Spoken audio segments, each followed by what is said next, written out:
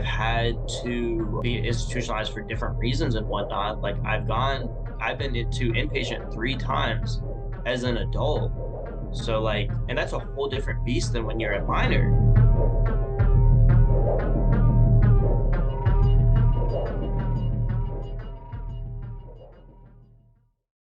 You're listening to the latest dose of Bipolar Recorder. This podcast may cause dizziness and blurred vision. Enjoy.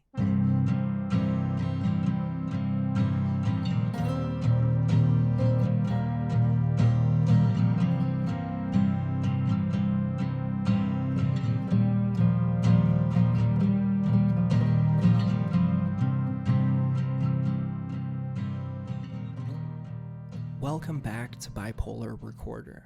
This is Hunter Keegan.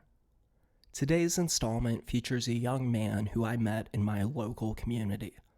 His name is Bryce, and at the time of the recording, he was 22 years old. We recorded this interview together back in May, but for various reasons it took me a while to edit it all together, so we're releasing it now during the summer.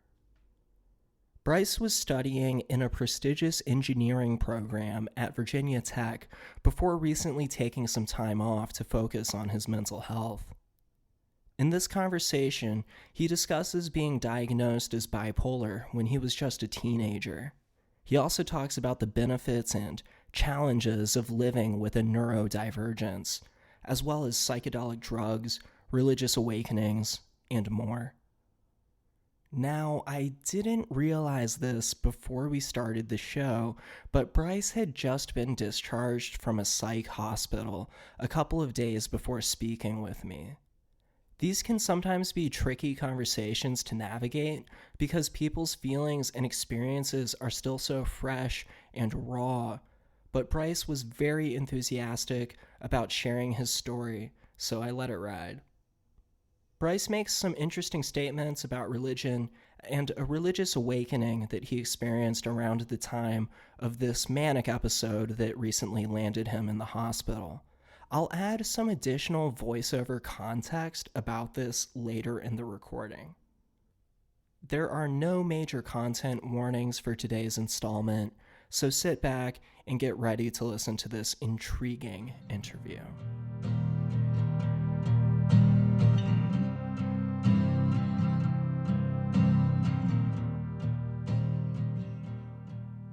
Okay, sweet. So we're rolling. Okay, so we're live, it seems. We are live.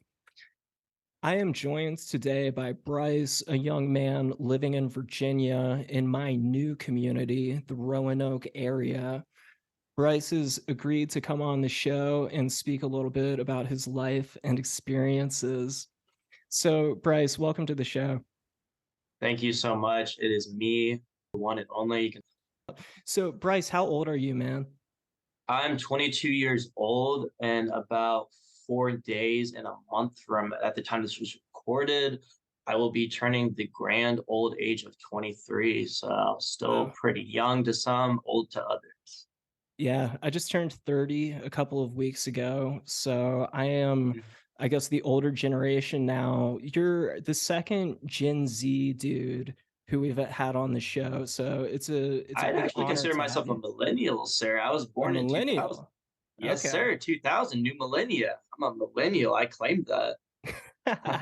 Well, But you're excuse actually the me. same age as my older brother. I have one older sister who's 4 years older than me. And I got my brother who's 8 years older than me. So he'd be the same age as young Mr. Hunter. So are you the youngest in the family then? Or do you Yes, have any sir. other I'm the siblings? baby. I'm the baby. Okay, cool. We always start with just some of the basic stuff. So let me ask you this. What is your formal diagnosis? I am diagnosed, I believe the term is bipolar 1, manic depressive, and ADHD. Um, I had a very formal diagnosis for my bipolar. It runs in my dad's side of the family. My mother was adopted, so that part of our genealogy is not so clear. But definitely on my father's side, my oma, which is Dutch for grandmother,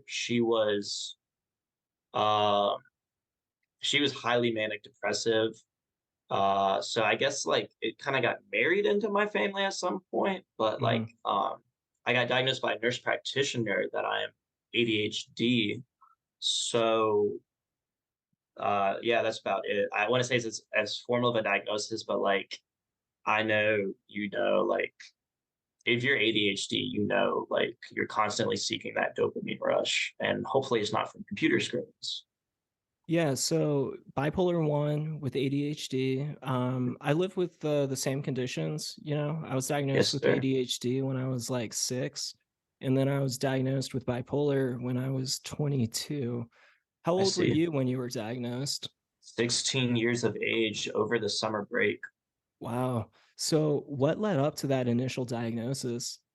So essentially, I was experiencing insomnia at the time, so I had not slept for a few days prior. I don't even have memory of or recollection of that. Well, what essentially happened was great old mother of mine gave me an unspecified anti-anxiety pill. I will say it's not Xanax, but she gave me that for whatever reason to help me sleep. And I just went up to my room and I was chilling. I was like, oh, this is nice because I don't really experience anxiety. So like, um, it's not something I really have any interest in ever taking or trying. That's one of the pills I have stayed away from because it has been so destructive in my life. Mm. But past that, I went to sleep, had a good night's sleep, woke up. My mom took me to the pool that day because like that's what I would do during the summers. I would like skate to the pool or whatever. And I think the plan that day was to like see if I wanted to join swim team there. And I was just chilling in the pool, having like a great old time. So like it was still the anti-anxiety was still kicking my ass after I woke up. And then we had to go to a scheduled doctor's appointment that day. So essentially, what that turned into was I went in the car with my mom and we drove to the or we were driving towards the city outside of my hometown where I would have had my doctor's appointment, and I fell asleep in the car again. So I didn't realize this at the time or until many years later, but like that's when the rubber band effect kicked in, and essentially I woke up and I was in mass deliria and like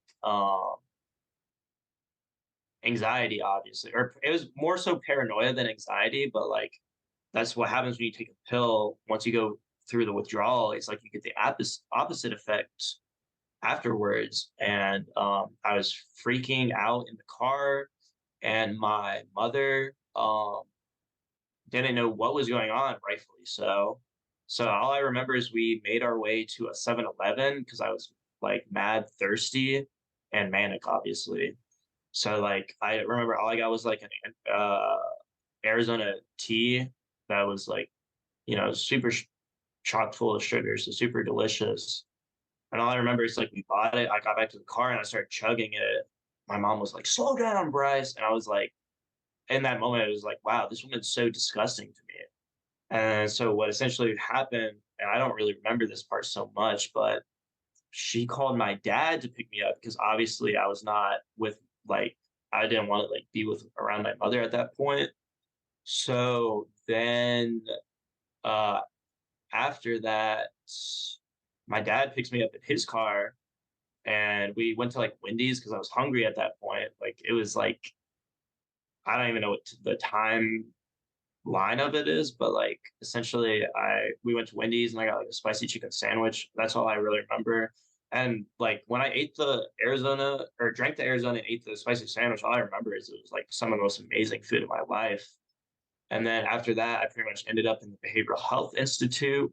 Did your Mhm. parents take you there, or were you brought by someone Yeah, else? that's what the doctor recommended that I was supposed to be having my like checkup in. Yeah, so my physician is the one who, or my old physician, obviously, he's not still my physician, but he is the one that recommended that I went to the Behavioral Health Institute to my parents because I was still a minor at this point, right? Like I didn't really have, they still had jurisdiction over me. So that's pretty much what happened. I just ended up in the Behavioral Health Institute. I still had kind of the same mania. I was like, I was like in a room with a camera, I remember, and I was like hoarding resources that they would give me and shit. And then I was just chilling there the whole day until it was so late that my parents had to leave. And then I remember they took me up to the actual facility and I fell asleep and I lost my consciousness for 3 days after that. So I don't have any recollection of what happened after that. Apparently I was behaving extremely well, but the only memory I have is like getting up from my bed and like looking at myself in the mirror. That's the only thing I remember from those 3 days. Wow. Yeah, I think that similar to you, when I try to think back to my full bore manic experience, which was back in 2015, there's these Wow, weird parts of the timeline that are missing. Like when I even, and I've written books about this shit, dude. And when I I go believe it. back through and try to reconstruct the timeline, I realize I'm like, oh, I don't remember what happened for, like Mhm. for an entire like 5 day period or something.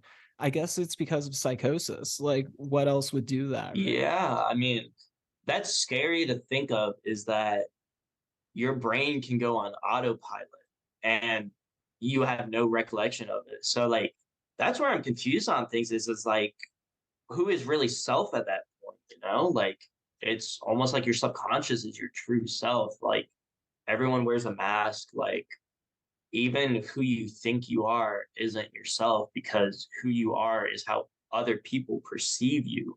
Mhm. That's truly who is Bryce. That's truly who is Hunter. Sure. Yeah, the social construct of identity. Very Mhm. interesting. You were diagnosed at age 16, Mhm. pretty young, and you're Very 20. young for like most people don't even hit their first manic episode till they're like in their 20s, if I'm not correct, right? Well, And it your brain isn't even fully developed till you're 25 as a man. yeah, it's I mean, it's different from everyone. I've asked a psychologist who was on the podcast that same question, because my understanding is that it typically starts to manifest like late teens, early 20s. But I've also been told that it really depends. Like it can be different for everyone. There's some people who don't experience mania until like age 40. And then next thing they know, they've got a bipolar diagnosis. Yeah, I think the biggest factor that we can both agree on is it's stress or outside drug use. Right. I would That's the fully two agree things with that tend that. to trigger it. So Yeah. like it would make sense that maybe someone's midlife crisis could be the reason why at like 40 years of age that you would have your first manic episode. I also wanted to talk a little bit about how you and I first met. Mhm. So I moved down to Roanoke, Virginia from the greater Washington, D.C. area back in like September of last year. And I got down here. I was like, okay, need to get high, right? Yeah, there, So, yeah. yeah. So I started frequenting this head shop, and it turned out I met you there. You were one of the dudes working there. Yeah, And one of the like two dudes working there, two, three. And like I think there was some other like girl working there, but yeah, so I would see you every once in a while, and I was in there all the time. And I've talked about this on the show in one of the earlier episodes, but I was going through this phase where I was like abusing a lot of nitrous, also known as oh whippets. yeah. And Yeah, unfortunately I had to enable that. I don't have any choice. Like if someone wants to buy a bubble or something like that or nitrous, I it's my duty to serve them. Like I can't deny somebody just because the only reason I can deny someone is because of their age or if they are like trying to pay on Cash App or something dumb. oh, trust me, I'm not saying it's your fault, man. I know you're just Of doing your course. job. But anyway, so on one of these many occasions where I was in there buying, marijuana edibles and nitrous and other shit, Yes, sir. we were talking and we were kind of just shooting the shit for a second, and you actually offhandedly mentioned that you're bipolar. Yeah. Yeah, and I was like, "Oh shit, me too." And it was really interesting to me because you were so open and casual about it, and that's really unusual.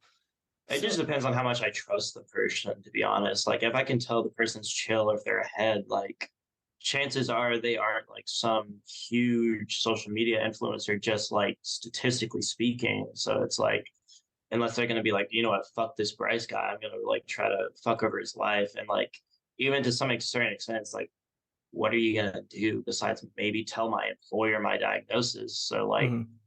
and I haven't even started my career yet. So like that's another additional detail is like I go to school near where Hunter lives, in Blacksburg, going to Virginia Tech, which is the top STEM school in the state of Virginia. And I was working on my engineering degree. So yeah, like that was just some background knowledge so you know who I am, so that you know I'm not some idiot for lack of a better term. But Hmm. like I mean, like we both know like Hunter and I are like pretty intellectual people, as most bipolar people tend to be. Like it just seems to be more frequent in people who are higher along on the curve. And I don't come from that from like an egotistical standpoint. It's just like if you look at geniuses like Leonardo da Vinci, like these people were likely bipolar. And like when it comes to people who are savants or like Renaissance mans, you can't compare to Leonardo da Vinci. I mean, he was a master painter, architect, engineer. It's hard to find people smarter than that in history, and he was highly bipolar. They talk about the bell curve and where different people fall on it. And then, so you've got the median where, most individuals are, and then you've got the outliers on the ends of the spectrum. And I feel like people who are bipolar tend to be outliers in those areas in all sorts of different ways, you know? Yes, So, sir.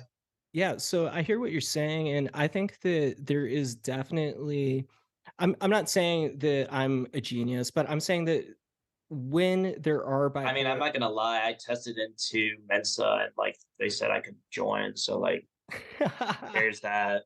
I just did it for fun during a class, like Fuck when I was yeah. bored. Yeah, that's all there is to it. Like I could be in Super Mensa if it existed easily. There you go. Yeah, I mean, I think that what's interesting is when you start looking at bipolar from through the lens of it being a neurodivergence, which is a word that gets Yeah. thrown around a lot lately. It's a And pretty new term. I don't think a lot yeah, of people are even familiar with it, but I find it to be highly accurate. And I am glad that they're making strides in the terms of not calling it a mental illness. It's an affliction.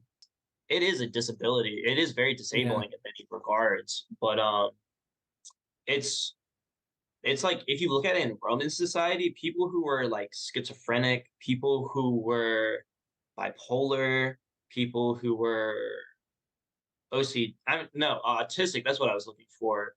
These people are savants in their own regards. Like you will see that, for example, people with autism tend to be so mathematically gifted in like calendar keeping that why aren't we having them schedule stuff for us? Like they can be like, okay, what will the day of the week be in 2402 on like August 3rd or something? And then like they'll be able to tell you in an instant. I can't do that. I would have to train my mind for a significant amount of time, and I would never be as good as them at it. People who were schizophrenic, usually the grand award would be a blind schizophrenic lady, and then she could predict the future with about 30% accuracy. So, like, imagine that in, the Roman Empire when they were constantly at war and constantly conquering places. Like, that's a huge advantage. People who were bipolar, people who were homosexual, it was seen as a good thing to be homosexual if you were a in the army because they would think you'd fight harder for your comrades. So it's like it's crazy when you look in like historical contexts. They were way more progressive in a lot of regards of mental and behavioral health. Like it's crazy to think about because they were very woke back then. I went to a very good engineering school. I went to what's called Governor School, which is the most exclusive high school program in the state. I was able to take up to differential equations, which is the highest math you need in college for an engineering degree. I had the opportunity to take that, not that I did, In high school, I had 50 something credit hours of high or college credit when I went into university. Hmm. And I still haven't even finished my degree, bro. Like, that's how hard it is for me to deal with my affliction. And that's Yeah, why it is very disabling in many regards. Cause, like, sure. I'll self medicate with marijuana as like a mood stabilizer, or I've abused other much worse drugs that I don't really wish to go into because it's just not relevant. But yeah, it is very disabling in many regards. Like the worst depression I ever experienced was at the Behavioral Health Institute when I was 16. And in there, I was so depressed in my bed that I wouldn't eat food, I wouldn't drink water, I wouldn't talk to anyone. That's how depressed I was. This is clinical depression. Like you I would have died if people weren't trying forcing me to eat food, or if they didn't give me the lithium carbonate pill that snapped me out of my main manic depressive uh episode. Definitely. So you raise a lot of interesting points about the nature of these being neurodivergences and having advantages to them through a historical lens and now through a modern lens in the current workforce, where people are like, oh, well, autistic people could be really well suited to computer science or something like that. You know, that's a common one. You hear about that a lot with Now, I know the autism. best going to an engineering school. Like most engineers are socially awkward. Yeah, right. So bipolar and neurodivergence, I kind of think of it in the same way. And when we say neurodivergence, what it means is that your brain functions differently. Doesn't necessarily mean it's better or worse. It's just different, right? It's different. That's And the and key there's point. and it's unique. So Yes. Just there's like every human on the earth is unique. exactly. Yeah. So there's a lot that people with neurodivergences can bring to the table, and it can be really interesting. And I don't know how you feel about this, but for me, I think there is genius to be found in mania. Some of the most profound, Oh, without a doubt. yeah, like, Especially, and I'll put emphasis on this, especially in hypomania, yeah, not in 100%. full blown mania. That would probably be great in a hunter gatherer like scenario, but we don't live in a hunter gatherer society. Right. Yeah.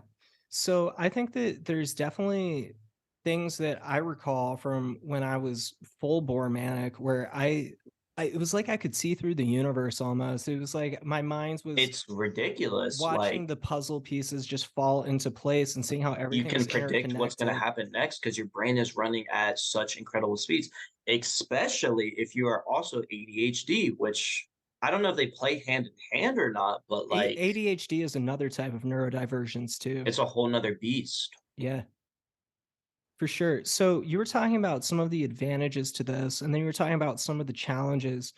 Are there Mhm. any specific challenges that you encountered once you got to Virginia Tech that impacted you and your ability to kind of thrive there? And this is where I think it's important for me to go into the my medication history, which I will be open about.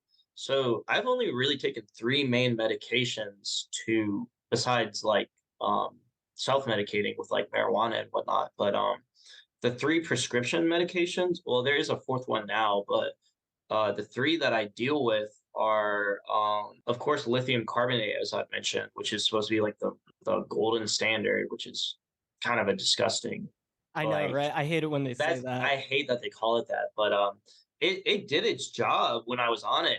I mean, life is dead as fuck. Like you don't feel anything, but like you'll do well. Trust me, you'll meet all your goals.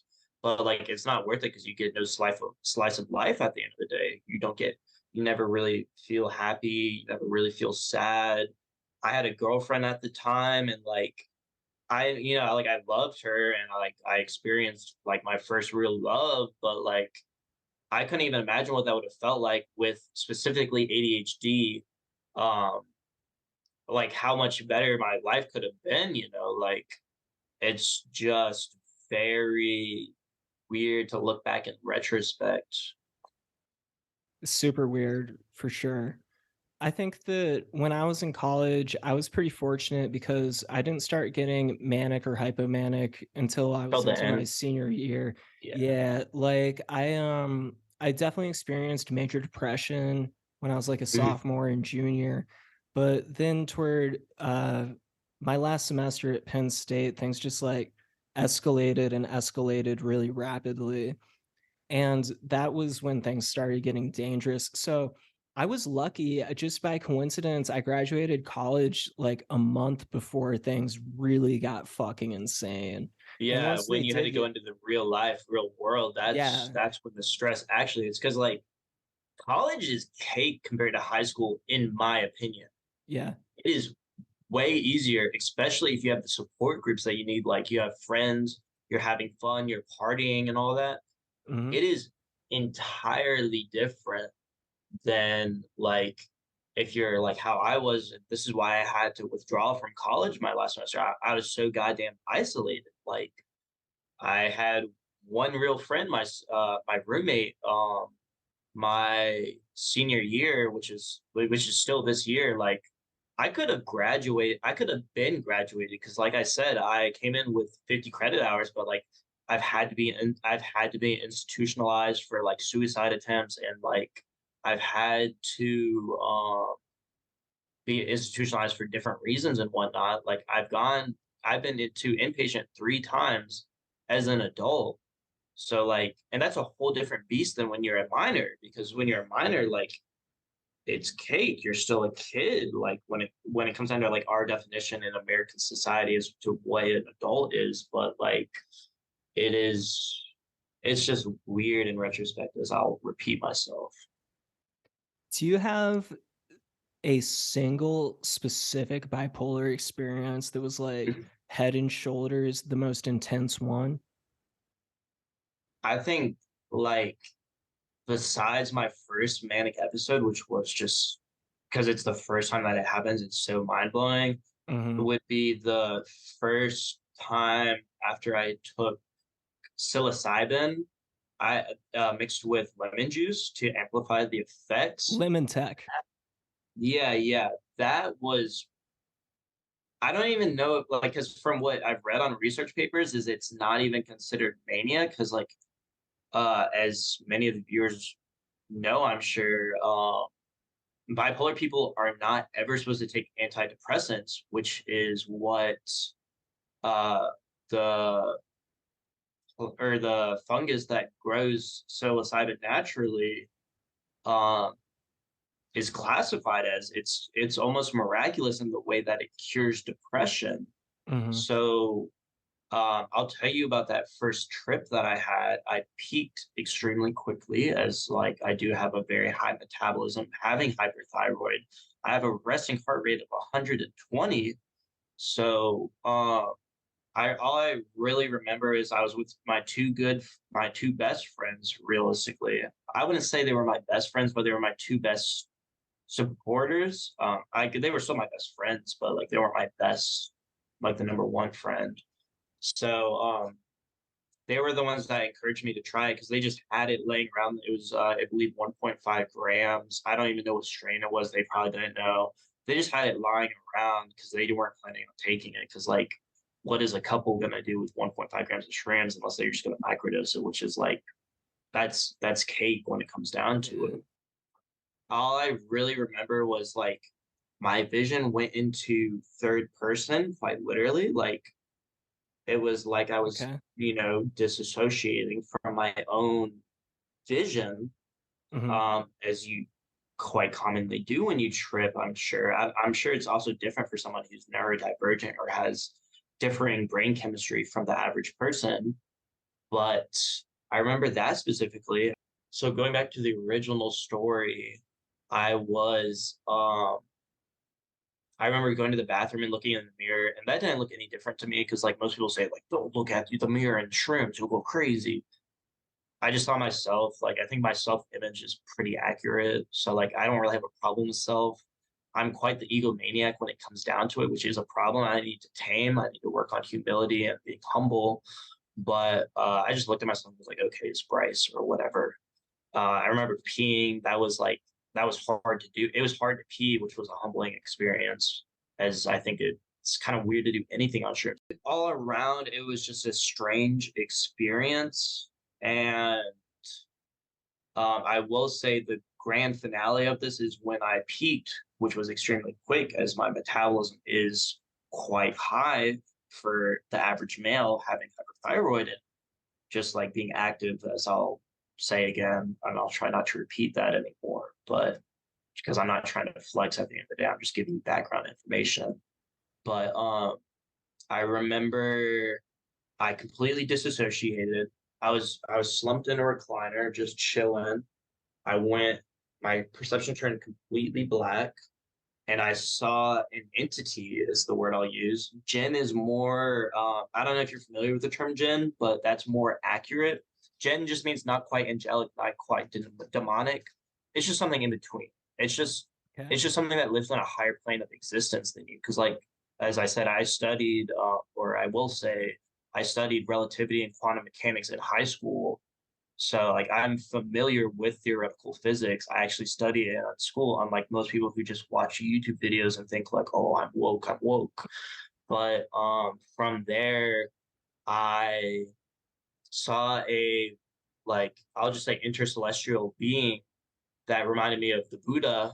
And I don't quite know the math terms to describe it perfectly, but essentially what it was a very Buddhic looking figure. Um, the only colors I really saw were like gold and black, or I think yellow is more accurate than gold.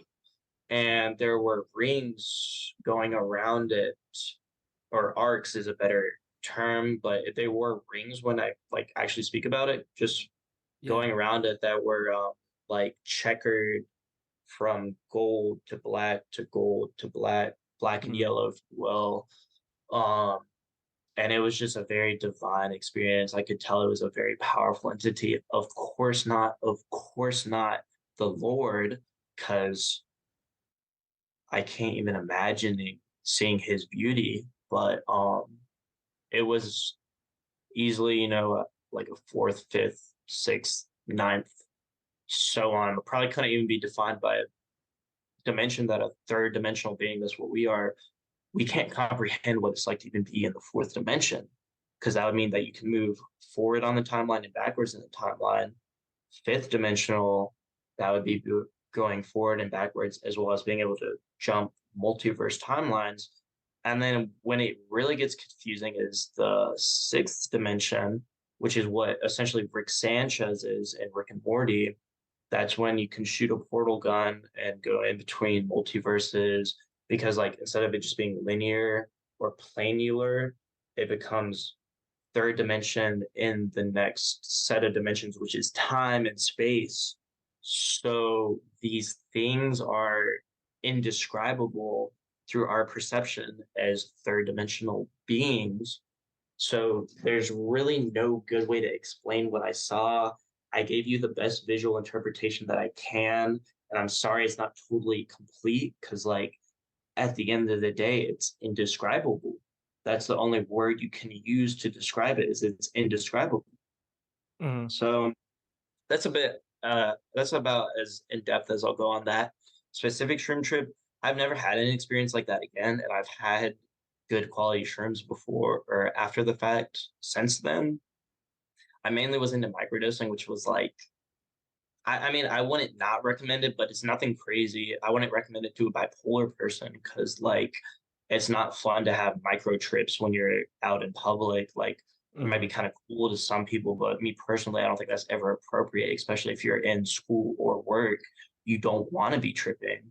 I have taken psilocybin, LSD, and accidentally DMT. Mhm. So I have experienced the big three in the United States. There's still Egyptian lotus, there's still mad honey, there's still other things to explore, not at this current point in time, but like I do have plans to experience them in a ritualistic setting. Like Mhm. I think it would be beautiful to go to South America and experience an ayahuasca ceremony. And I'll say my favorite trip was on the DMT when I took it on accident. Um, it is, and I don't mean to sound like a what's the word for somebody who's like obsessed with like pleasurable experiences? Hedon. Hedonist? Yeah. Yeah, yeah, yeah. I'm not a hedonistic person. I'm not a psychonaut. My main advice is if you're going to do psychedelics, do them a singular time each. It's not good for your brain chemistry to keep hitting acid, keep hitting acid. So there's no real reason to do psychedelics more than one time, in my personal opinion. And I hope that that's just so that like the audience can learn from my mistakes. Hmm. Because, like I said, I did take shrooms multiple times, but I did only take DMT and acid one time. It is not the most healthy in my personal experience to do regularly. It Mhm. is something you should do ritualistically, and it is you should take it for a specific reason when you do dose it.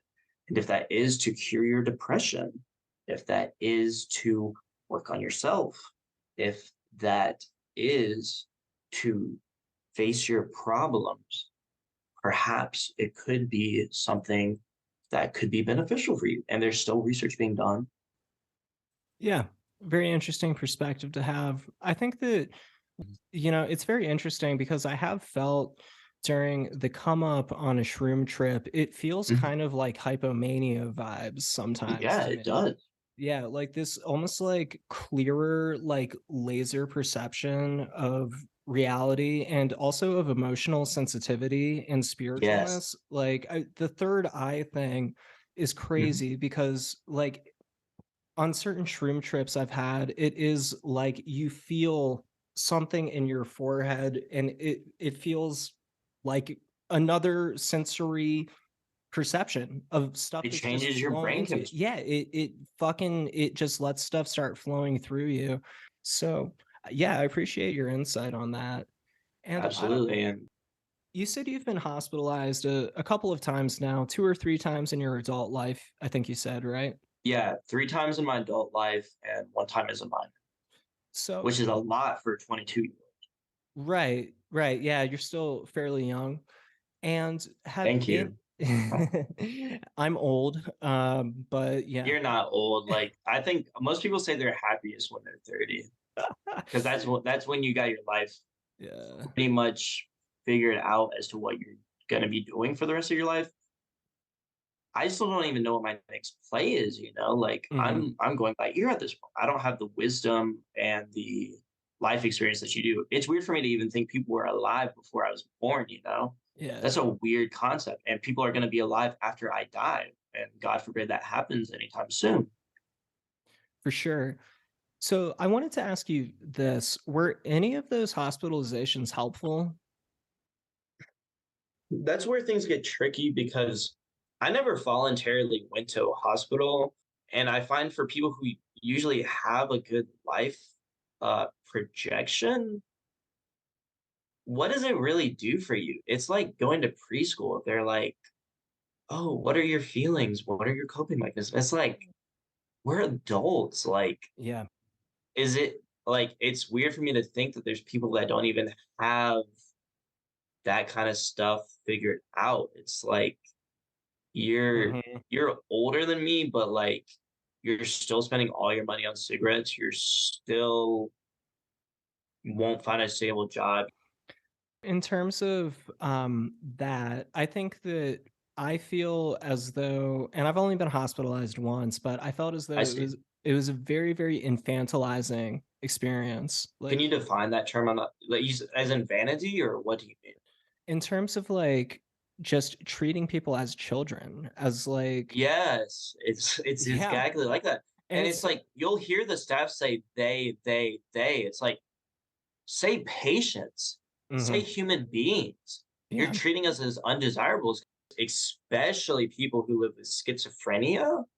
They're just seen as undesirable.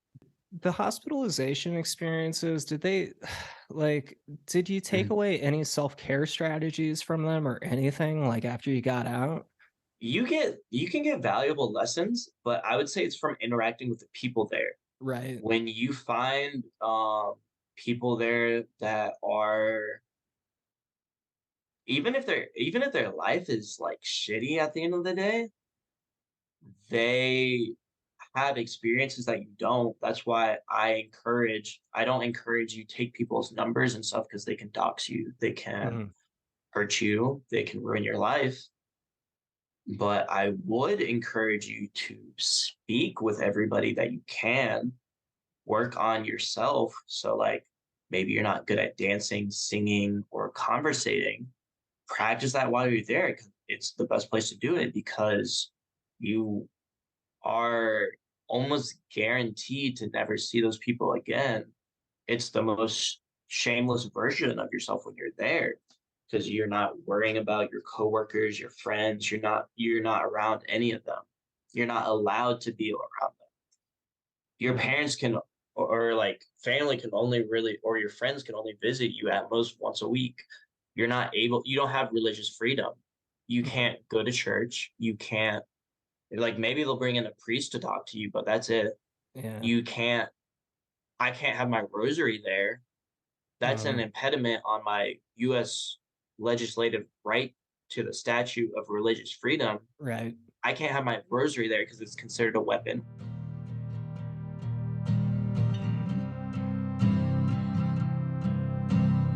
At this point in the conversation, Bryce pivots into discussing his relationship with religion and God. He discusses the cross section of different faiths and the power of spirituality.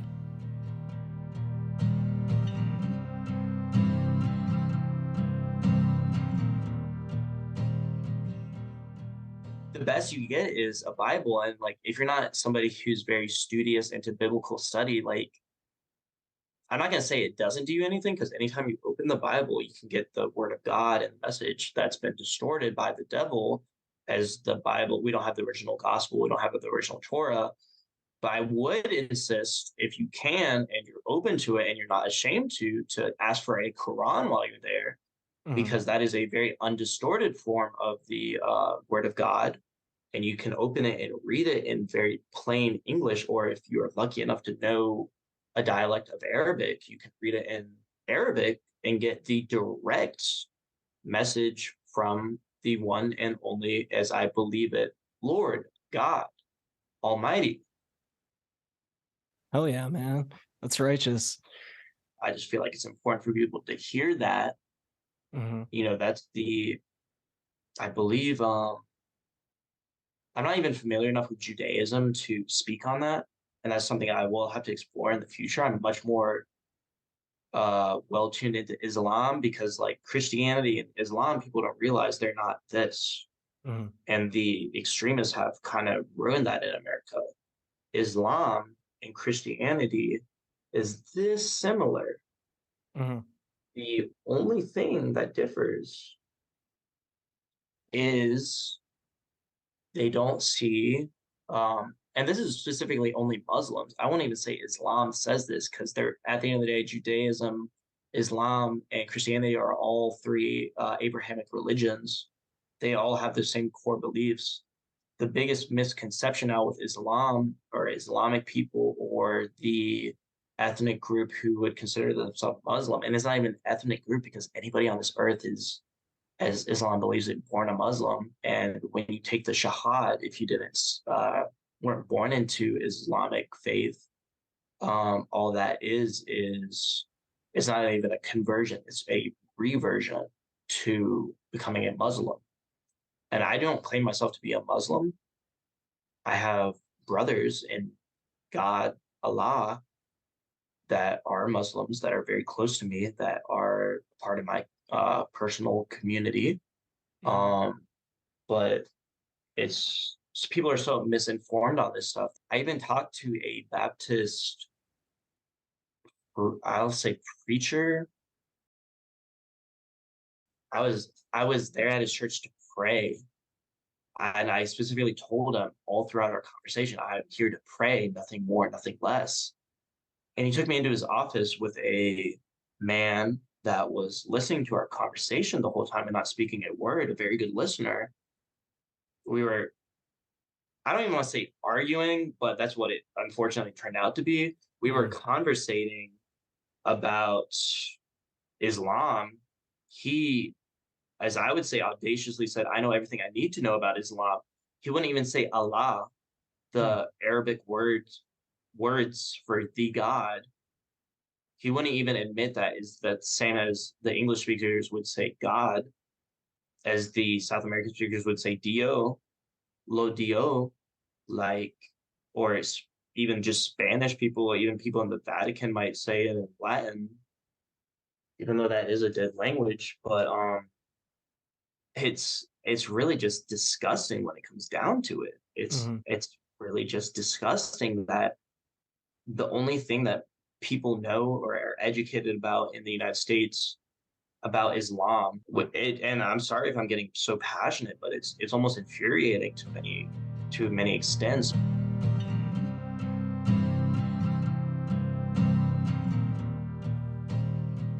As Bryce continued to discuss religion and his relationship with God, I became interested to know more about the context around his spiritual awakening.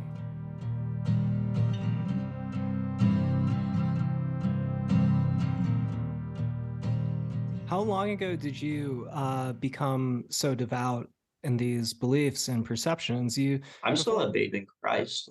I would say last month or so. last month or so, you've started really becoming more religious and interested in these organizers. It sounds like you researched them a lot. Yeah, well, I was born into Catholicism. I was raised Catholic. I am confirmed Catholic at when I was around, I think it was 16 or 14. No, it was definitely around 16.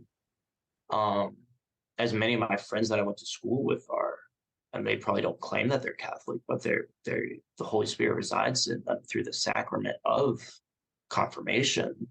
And you're not supposed to spread your faith onto others. It says that in just about any word of God, as I'm aware. It might differ in the Bible from the most sacred, as I see it, word of God, other than scrolls that's considered canon, and that's a whole other issue. But the word of God through the Quran, even if you get the most basic version that they hand out at many of the masjids, Mhm. you're gonna be shocked at how your life changes when you open that book. You're gonna be shocked at how much your life changes when you perform the salah with your brothers. You're gonna be shocked if you truly do consider yourself a monotheist, regardless of your whatever faith you were born into, whether regardless of how spiritual you are, whether regardless as if you're agnostic or atheist or a Satanist. And I have turned Satanist before. So I will say you're going to be shocked at how powerful the Lord is. Even if you've seen and manifested and culminated some of the power of, God forbid, his name, Lucifer, Mhm. you're going to be shocked at the goodness and welcome arms that God brings to you. Mhm.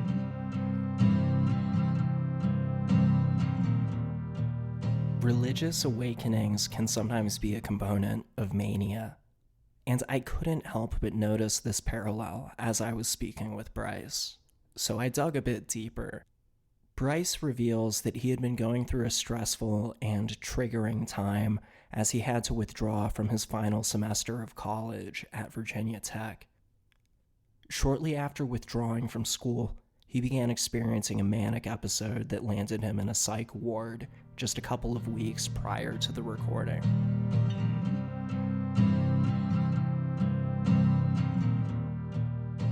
Going back a month ago, was there anything that coincided with this spiritual awakening? Like, was there something going on in your life that brought it about, or? I mean, I was having to withdraw from my final semester that would have gotten me my piece of paper. But other than that, Mhm. it was a journey. It's all a journey. Life is a journey. If you've never experienced dopamine withdrawal and you look at your phone all day, and I get my phone out of my sight because there's actually studies that show that in your sight it picks up some of your brain capacity. Mhm. You're going to be shocked at how much your life changes. You're going to be shocked if you stop drinking tap water. You're going to be shocked if you eat healthier. You're going to be shocked if you do anything that you know you need to do. whether that be taking care of your body, whether that be taking care of your mental or behavioral health, whether that means getting diagnosed with something that you know you have or Mm-hmm. think you have, make strides to change your own life. You know who is responsible for every act of evil or bad in your life? No one but yourself. You know, the only person that brings goodness into your life is the Lord. Mm-hmm. Okay. It's as S- simple as that. So withdrawing from school sounds like it was a major stressor for you, though, right? Yeah. It Yeah. was probably the most stressful decision I ever had to do because Going through a very I was stressful taking my time. last classes to become a um engineer. Like I would still consider myself an engineer because I still have all the skills of an engineer. I've gone through 90s sub 100% of the education. I've taken more credits than most college students ever will who only stop at their bachelor's. I self-identify as an engineer because why wouldn't I? I went to an engineering, a STEM school, the best engineering school in the state that I live in. And I got into NC State, I got into OU, I got into other colleges, but I decided Virginia Tech was my route. And I don't reminisce in the past. I have no shame about my life decisions. Call me an Mhm. egomaniac, which is completely true. Call me a psychopath, which is completely true. Call me a maniac, which is completely true. And those are That words that have been weaponized, though, to denigrate exactly. people who do have these experiences, who see things differently and have lives that perhaps the average population, the center of the bell curve, can't Mhm. necessarily relate to. I'm just That's now fucking actually able to nuts. work on my problems in life and move forward in my life. Like I'll pronounce like I'm planning on moving to Canada because I'm so sick of this country. So I don't fit in here. Mhm. I'm seen as disabled. I'm seen as undesirable in many ways to the workforce, even as cunning as I will say I am. Like they don't want me here. Mhm. There are um there's ops. That's all I'm gonna say is like there's ops, and whether that be the people I talk to, whether that be my closest friends and family, the people who are closest to you, I was taught by a Muslim in Roanoke, are the people who can hurt you or destroy your life the most. Mhm. My own mother calls me a terrorist. Mhm. Unironically, she calls me a terrorist. Mhm.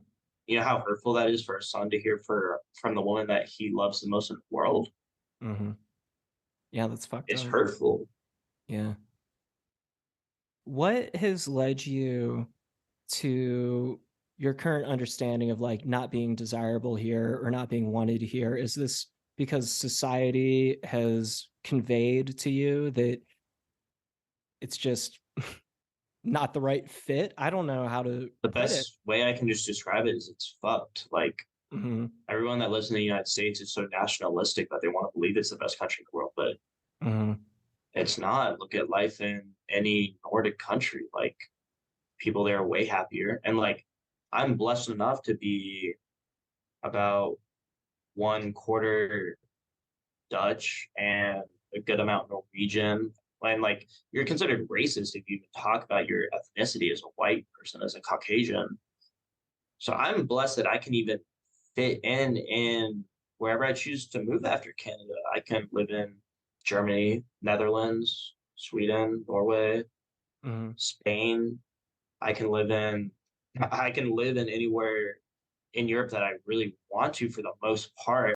I'm blessed in the sense that I have white privilege. I could Hmm. live in Russia if I really wanted to be that spiteful towards the United States, Hmm. but I don't plan to. Like, I have a good head on my shoulders. I have a good heart. Obviously, I'm very religious. I plan on becoming a priest. I plan on learning how to exercise people. Yeah. I plan on by the time I die, I will be a canonized saint. And this is all just manifestation. And like if you haven't realized yet that the manifestation is real, like I would consider you a fool in many regards. Like all manifestation is putting a singular idea or many ideas Hmm. into your head. And then the moment that it's in your head and you plan on going forward in life to meet these goals progressively, and sure, it'll be like this. So you'll go up, down, but as long as the general linear trend is up and it doesn't slope in the same spot, which would be equating to working the same job your whole life and being unhappy as you are in your life, and God forbid it slopes down, then I really don't know what to say to you other than like God bless you. Hmm. Right on. So, what type of self care are you practicing aside from the prayer and it sounds like meditation to some extent as Yeah, well? yeah, it's What very else are, meditative. yeah, what else are you doing? I mean, as I've said before, make sure you're drinking good water. Even if Yeah. that's well water that's potable, at least you're not drinking fluoride. Hmm. I mean, we drink out of plastics all day. And like you're drinking out of plastic right now, there's nothing wrong with that. I would encourage you to get a metallic water bottle, but I will say even drinking out of this is a problem. Ideally, you get a reverse osmosis machine and hydrogenate your water yourself because that would be the most cost effective. But even when we're drinking out of these plastics, I mean, most people don't realize plastic is indestructible. And I would encourage you to like open Google Scholar, just read something you find interesting. For me, that might be sailboats. For me, that might be new construction methods. Be an Hmm. eternal learner. And I'll say that again. I encourage it. Learn Yeah. something new every day. Don't think you know everything you need to know. I encourage you to better your own life. Hmm. Maybe that means leaving your significant other if they're toxic to you and they're not going to change. Maybe that means quitting your job, not quitting your job, but finding a better job, or at least taking educational strides and resources that are given to you, like trade school. I'd encourage you to go for it because, like, let's be real, it's not realistic for everybody to go to college because chances are, like, I was fortunate enough to be born into an affluent enough family that could pay for college, but I will say that it is not for everyone. Hmm. Bryce, Mhm. I wanted to ask, do you have any projects or social media that you'd like to plug before we For end the sure. interview? I mean, if you want to follow me on Instagram, it's simply that Bryce as spelled right there. Bryce, just that Bryce. That's my name on Twitch. That's my name on Kick, which is the main thing I stream on now. That's the only other thing I'll shout out is my TikTok, which is that Bryce Kick, or you can go to my main one, which has like more followers and whatnot. It's Brycey Poo, which with I believe two E's and three O's. All right. Right on. Well, thank you so much for taking the time to come on and talk about your life and experiences. It's been really interesting to listen to you, and I hope that things continue on a righteous, positive path in your life. Thank you. And I'm sorry for being so greedy with the conversation, but I feel like if you're interviewing someone, you want to hear their thoughts and their pick at their brains. So Hmm. I just wanted to give people the full picture of what I truly, and I encourage everyone to speak truthfully and not tell white lies, to truly express yourself. And whether, I mean, obviously you don't need to tell everybody everything. Like I just gave out all my life details. Not everyone should do that. I just do think I have the graces to do so. And maybe if you listen to this message, it could be exactly what you needed to hear. It could have opened your third eye to some new things that you didn't realize were going on in your life. That's all I'm really going to say. Thank you so much for having me, Hunter. Thank you so much for listening and having an open mind enough to just have a friend in your life come in here and talk more about what's going on. And yeah,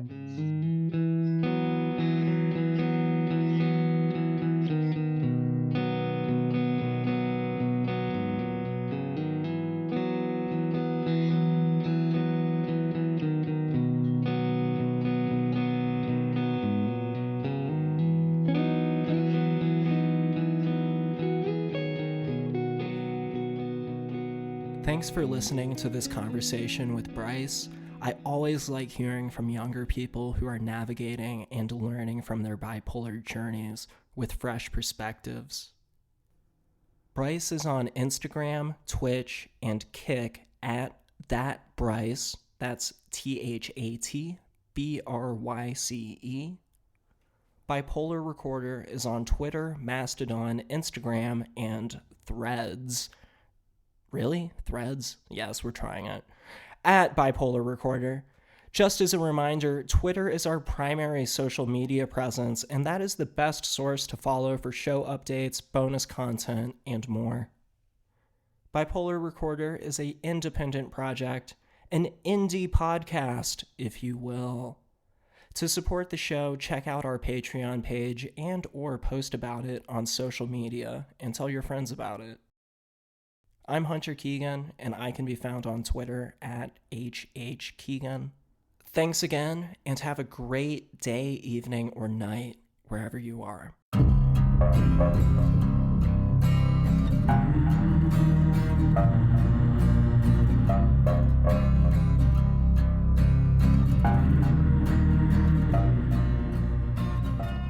Bipolar Recorder is a listener-supported show. To help keep the show running, consider checking out our Patreon page or visiting bipolarrecorder.com. Unless otherwise stated, the hosts and guests on Bipolar Recorder are not licensed mental health professionals. Bipolar Recorder is not a substitute for therapy or professional medical intervention. If you are having a mental health crisis, please contact your local emergency services.